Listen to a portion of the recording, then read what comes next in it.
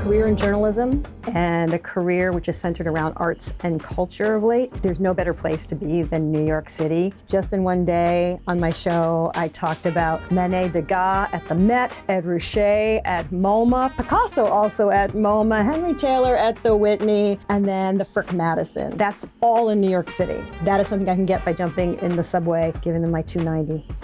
That's what it costs right now, $2.90. Who knows what it's gonna cost in the future, but it's still a good deal.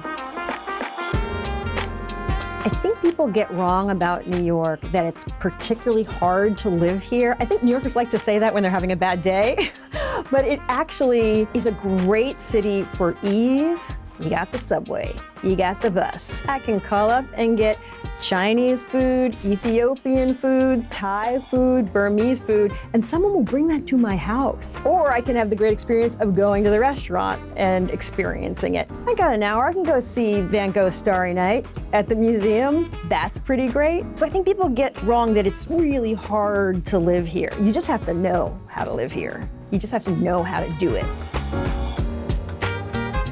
Something I'm grateful about New York, and I think about it a lot, is there are so many different kinds of people who live here next to each other. Taking the subway, walking down the street, different religions, different races, different ethnicities, different belief systems, and we all exist. There's not like blood in the street. There are not people having fistfights in the corner. We all coexist, 8 million plus of us. That's amazing, and that says a lot about who we are and how we think about each other and how we coexist. At the end of the day, the thing that makes New York City worth it is the high and low. You can see a super mega star on Broadway, and then you can also walk through a park and hear a musician who has his guitar case open, who's an extraordinary singer. That high and low of New York, that yin and yang of New York, I think really makes it worth it. What makes New York worth it is that it's dynamic. The traditions are there, but there's also a willingness to change and evolve, which I'm not sure a lot of cities have. But that also takes a population that has imagination and tolerance. So I think that makes New York worth it too.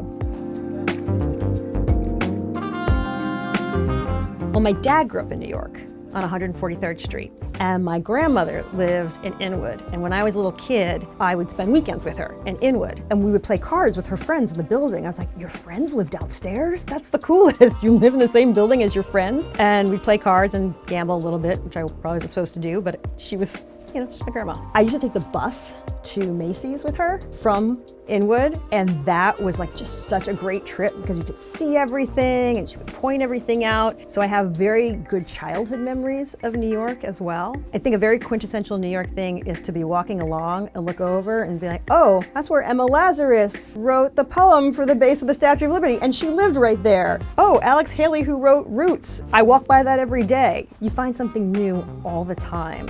There's so much history in the city.